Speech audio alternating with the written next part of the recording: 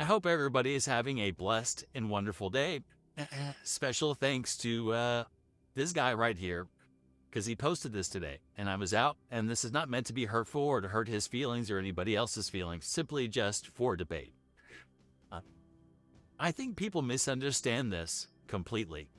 I think people, when they read this, they think that, oh, well, you don't have to have a driver's license or you don't have to have any of this stuff if your vehicle's not dedicated at the time of sale for that purpose. Let's read this. 15 USC 1231A, an automobile is classified as a motor vehicle once it is used in a commercial capacity, or it is sold by a manufacturer to a dealer and or first purchaser. So that means commercial vehicle. See that? It means motor vehicle. Do you realize when you read that to that sentence and to that period, this encumbers all of those things into motor vehicle and automobile, which that conflicts with a lot of people's beliefs, I'm sure. But let's continue reading. The use of the automobile determines the classification. I think this is probably where, oh, that's it. We're down the street. We found out something. That's it. Well, let's clear it up. And how do I know so much? Well, I spent 23 years in the automobile business, retail automobile business. I spent 8 years as a finance director, and I saw lots of paper get cashed. I saw negotiable instruments get cashed, all this stuff, all these industries. Interesting. So, I think people get this confused with what I call PR, which is personal responsibility. And let's take this little sentence into context. It says the use of the automobile determines the classification. So however it's sold and titled, that determines its classification. And that is absolutely correct.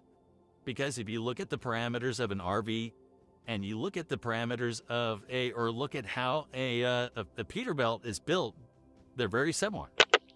So if you purchase a Peterbilt with a bathroom and plumbing and all that stuff in there, you could actually have that titled as an RV versus a commercial truck, which you would have to declassify that truck to do that. I don't know how that's done. That's a little out of my market, but I will tell you that that's kind of where that falls. And just because this happens doesn't mean that you don't need a driver's license, you don't need insurance, and you don't need license plates. That's not what this means. And I think that the lines, I think the lines of travel and driving are really polluted in this market right now. And I've been teaching this stuff for, well, I'm going into 9 years now. We've been around for a long time. I've got a class coming up. We're going to be talking about travel and driving. We're going to be talking about what defines what and where do you stand in all of this, more importantly. And then the second thing we're going to talk about is nothing but traffic tickets.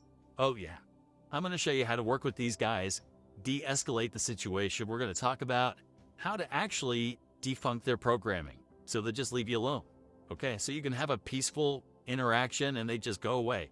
Okay, this is how you deal with low vibrational people, and that's what they are, all of them. So, and that's what you'll find. They all just kind of huddle together like snakes trying to get warm.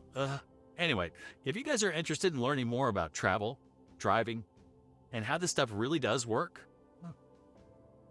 I just might have the right class for you. Schedule an appointment with me. I'd love to meet with you. And if I can help you in any other way, please schedule an appointment with me. Be blessed, everyone.